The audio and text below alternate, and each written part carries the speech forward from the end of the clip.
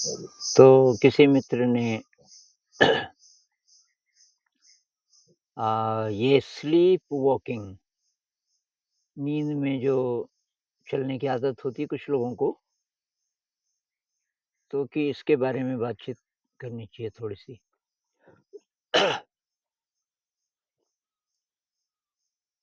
तो sleep walking के बहुत सारे इंटरेस्टिंग किस्से हैं और कुछ-कुछ खतरनाक भी हो सकते हैं। तो ज़्यादातर तो पता होता है जैसे माता-पिता को, तो वो दरवाज़ा-दरवाज़ा थोड़ा ठीक ढंग से बंद कर देते हैं। खिड़कियाँ अगर ऐसी हैं कि खिड़की खोल के और उसपे वो सरिया नहीं है तो वहाँ से भी खतरा हो सकता है। तो वो सब इंतज़ाम कर देते हैं ताकि अगर नींद में वो चले तो बाहर न चला जाए, खिड़की से बाहर जंप न कर दे। उसी तरह कोई ऐसी चीज़ ना हो जिससे वो अपने को नुकसान कर दे, जैसे कि किचन में जाने का रास्ता है, किचन में चाकू वग़ैरह पड़े हैं। और ये ज़्यादातर होता है बचपन में ही, मतलब बचपन में और टीनेज तक। ज़्यादातर केसेस मेरे ख़्याल से 15-16 साल से पहले-पहले, और उसके बाद ये खुद ही ठीक हो जाता है। बहुत सारे लोग पहले बचपन में ये स्लीप वॉकिंग करते थे और नींद में उठ के इधर-उधर जाने लगते थे, लेकिन बाद में खुद ही ठीक हो जाता है। लेकिन कुछ लोगों का रह जाता है और वो किसी भी उम्र में ऐसा कर सकते हैं कि सोए हैं और चल पड़े। तो मैं कुछ किस्से पढ़ रहा था लोगों के, अपने अनुभव, जिनको ये होता है स्लीप वॉकिंग। तो एक बार की शादी में कोई लड़की गई, उसको ये होता था स्लीप वॉकिंग, 23-24 साल की शायद, और ये यूरोप की बात है कहीं की। तो शादी में गई, कोई सहेली की किसी की शादी रही होगी, और अब शादी में किसने ध्यान रखना था उसका, और बहुत दिनों से उसको ये हुआ नहीं था स्लीप वॉकिंग। तो थोड़ा गर्मी थी। ये पता नहीं किस देश की बात है, भारत की तो नहीं है, कोई गर्म देश रहा होगा या अंदर हीटिंग ज़्यादा रही होगी, जो भी रहा होगा, पर उसने कपड़े उतारे हुए थे और रात को वो बाहर चली गई, और बाहर गई और कहीं और पहुँच गई 2-3 फ्लैट पार करके, और तब तक उसकी सहेली उठ गई। सहेली ने देखा कि एक सहेली को पता था कि ये ऐसा भी होता है इसको कभी-कभी। उसने देखा वो नहीं है, पहले बाथरूम में देखा, फिर वो बाहर गई, देखा कि वो आगे कहीं जा रही है बिना कपड़े पहने। तो ये भाग-भाग के गई, उसको पकड़ा, ख़ैर किसी ने तब तब तक किसी ने देखा नहीं था। तो वो कह रही कि अच्छा है कि उस ज़माने में, ये कुछ टाइम पहले की बात होगी, ये कैमरे नहीं होते थे कि आजकल जो कैमरे लगे होते हैं ना, तो क्योंकि उसने तो कपड़े ही नहीं पहने हुए थे। अच्छा, एक और केस एक आदमी का, तो उसको क्या हुआ कि सुनामी आया, ऐसा लगा सपने में। सुनामी आया और घर का जो आगे का हिस्सा है वो सब बह गया। बह गया और अब बचना है तो खिड़की से जंप करके, क्योंकि ये भी बिल्डिंग जाने वाली है। तो खिड़की के पास गया, उसने खिड़की खोली और शायद जंप करने वाला था। पर ये जगह बहुत ज़्यादा ठंडी थी, बाहर का टेम्परेचर बहुत ही कम था और हवा भी चल रही थी। तो हवा उसके चेहरे पे लगी, ठंडी-ठंडी हवा, और उसकी नींद खुल गई। नींद खुल गई तो उसको बहुत आश्चर्य हुआ कि वो खिड़की के पास खड़ा है, और वहाँ कोई दोस्त भी था उसका। तब तक उसका दोस्त भी उठ गया, दोस्त उसको पकड़ के लाया, "तू क्या कर रहा है यहाँ?" तो उसने कहा कि मुझे ऐसा-ऐसा सपना हुआ। तो ये कुछ-कुछ केसेस बहुत स्कैरी। एक और किसी लड़की का, उसको कुछ नहीं पता वो क्यों आई बाथरूम में, नींद में, और वो रेज़र था उसके हाथ में, ये रेज़र, ये जो उस्तरा होता है नाई का, तो वो अपने टाँगों के बाल साफ करती होगी, उसकी टाँगों पे बाल उगाते थे। तो एक टाँग कर दी थी उसने पूरा साफ नींद में। दूसरी नहीं, तब तक उसकी नींद खुल गई, अकेली थी और उसको बहुत आश्चर्य हुआ कि वो ये क्या हुआ? उस तरह क्यों है उसके हाथ में? सो गई, सुबह उठ के जब उसने देखा कि उसके एक टाँग पे बाल साफ हैं और एक पे तो हैं, इतने होते थे, तब उसको धीरे-धीरे याद आया कि उसके हाथ में उस तरह था जब उसकी नींद खुली। तो मतलब ये खतरनाक भी हो सकता है। अब क्यों होता है? तो इसके कई कारण हो सकते हैं। एक तो ठीक से नींद ना आती हो किसी को, कोई मेंटल प्रॉब्लम हो, दिमाग में कोई स्ट्रेस है तब भी हो सकता है। अल्कोहल वगैरह कोई लेता हो ज़्यादा, जिसको पहले से भी कुछ है डिसऑर्डर और सोते समय कॉफ़ी पी ले, चाय पी ले, तो नींद ज़्यादा अच्छी तरीके से नहीं आएगी। और ये ज़्यादातर कि आधी रात से पहले होता है, आधी नींद। मान लीजिए आप 10 बजे से लेकर के और 6 बजे तक सोते हो, तो ये आपको होगा 11-12 बजे से पहले-पहले। तो ये होता है कि रेम स्लीप से पहले। रेम स्लीप होती है रैपिड आई मूवमेंट। हमारे कि 5 या 6 स्लीप साइकिल्स होते हैं। 1 घंटे से 1.5 घंटे के, एक साइकिल खत्म हुआ, हर साइकिल का जो एंड है वो रेम स्लीप होता है। तो रेम स्लीप पहले साइकिल में बहुत कम, जैसे 5-10 मिनट, दूसरे साइकिल में ज़रा ज़्यादा, मान लीजिए कि 20 मिनट, तीसरे साइकिल में, और जो सबसे लास्ट साइकिल है उसमें कहते हैं 1 घंटा रेम स्लीप, उसी में लूसिड ड्रीम भी हो सकता है। तो रेम स्लीप से पहले वाली जो नींद है, उसमें होता है। और इसका वैसे कोई सटीक कारण अभी तक निकला नहीं कि क्या कारण हो सकता है। तो मैंने रिसर्च की कि नींद में क्या-क्या चीज़ें सहायक हैं। तो एक तो ये मिला, इसका नाम है गाबा। ये केमिकल स्ट्रक्चर मैंने बनाया हुआ है इसका, इसको बोलते हैं गाबा।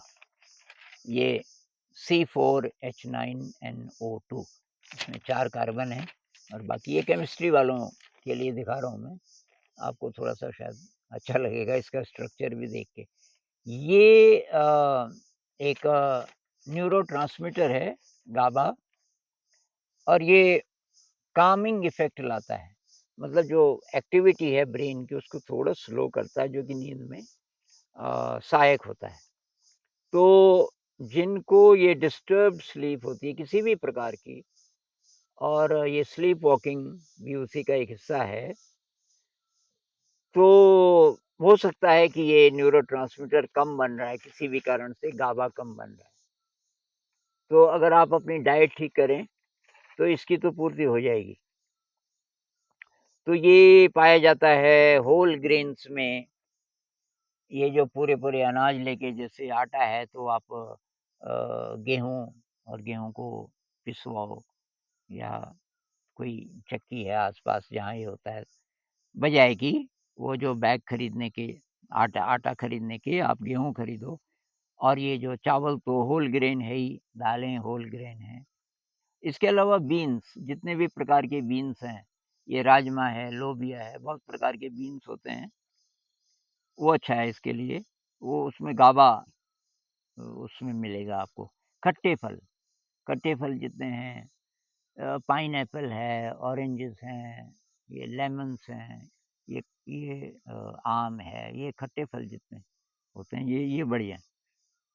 और पत्ते वाली सब्जियाँ बहुत ज़्यादा यूज़फुल, जैसे पालक इत्यादि पत्ते वाली सब्जियाँ।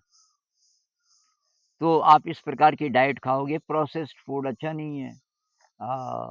स्मोक अच्छा नहीं है ऐसे लोगों के लिए, अल्कोहल बिल्कुल अच्छा नहीं है। तो प्रोसेस्ड फूड नहीं, बेकरी की चीज़ें नहीं, ये जो नूडल्स होते हैं, ये आपके लिए अच्छे नहीं हैं। बल्कि डिब्बा बंद जितनी चीज़ें बाज़ार में आती है ना, मिठाइयाँ डिब्बे में बंद, अचार डिब्बा बंद, उसमें क्योंकि प्रिज़र्वेटिव बहुत ज़्यादा होते हैं। तो आप घर का खाना खाएँ सिंपल, और ये ध्यान रखें, होल ग्रेन बीन्स, खट्टे फल, पत्ते वाली सब्जियाँ, तो इनमें आपको ये मिल जाएगा गाबा और एक तो ये। अच्छा, एक और चीज़, एक हार्मोन है जो कि हमारा पीनियल ग्लैंड बनाता है। तो पीनियल ग्लैंड होता है जिसको शिव जी का तीसरा नेत्र बोलते हैं। पीनियल ग्लैंड की वो चीज़ है हमारे अंदर जिसके कारण दिव्य शक्तियाँ हमारे अंदर आ सकती है। जैसे टेलीपैथी है, रिमोट व्यूइंग है, इस प्रकार की चीज़ें। तो ये पीनियल ग्लैंड बनाता है मेलाटोनिन। ये मेलाटोनिन का केमिकल स्ट्रक्चर है, ये वाला। तो जो ये मेलाटोनिन है, ये हार्मोन है एक प्रकार का और इसके सोर्सेज़ सबसे बढ़िया सोर्स जो मुझे मिला, वो है अंकुरित मूँग।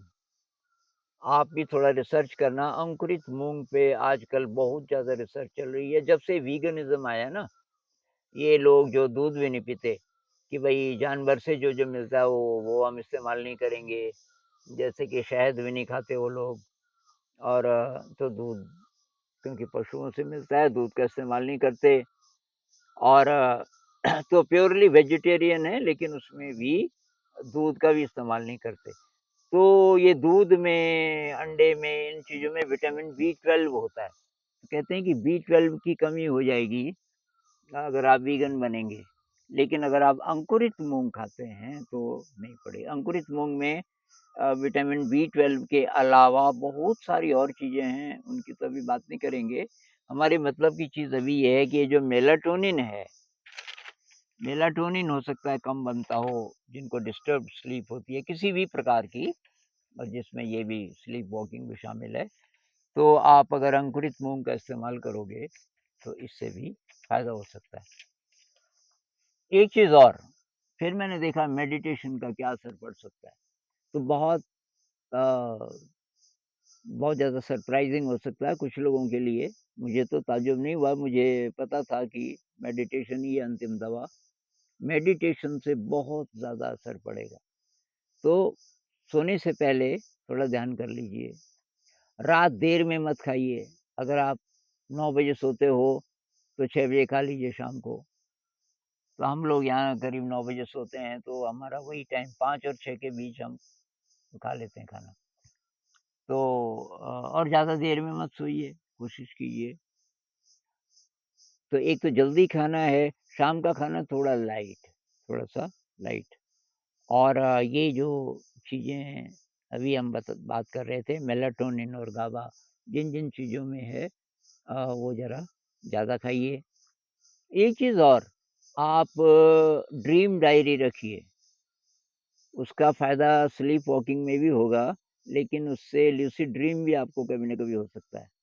तो ड्रीम डायरी रखिए, रात को जैसे ही नींद खुले, अभी जो ड्रीम हो रहा था उसको ज़रा लिख दीजिए। सुबह जब फिर फाइनली आप उठते हो, जैसे ही नींद खुली सबसे पहले सपना लिखिए। थोड़ा-सा ही लिखो चाहे 2-4 लाइनें, ड्रीम डायरी। एक सोते टाइम संकल्प कीजिए, सोते टाइम संकल्प कीजिए कि आज सपने में मेरी नींद खुल जाए और मुझे पता चल जाए कि ये सपना है। इसी को लूसिड ड्रीम कहते हैं। एक ये भी हो सकता है। तो सोने से पहले थोड़ा-सा ध्यान कीजिए और अगर आप अकेले हैं और किसी नई जगह हैं, तो बहुत ध्यान से सारे दरवाज़ा वगैरह बंद कर लीजिए अच्छे तरीके से। डिस्टर्ब करने वाली कोई चीज़ें नहीं होनी चाहिए आस-पास और